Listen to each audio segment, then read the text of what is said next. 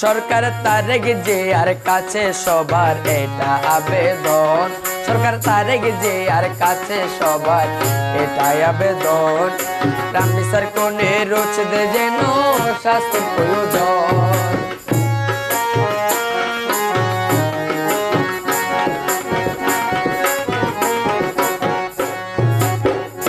মন্ত্রী সালাউদ্দিনের কাছে সবার এটাই আবেদন, রামবিচার কোণের উচ্ছেদে যেন শাস্তির প্রয়োজন, অতি শীঘ্রই ফাঁসি যেন হয় বিচারে, হয় বিচারে।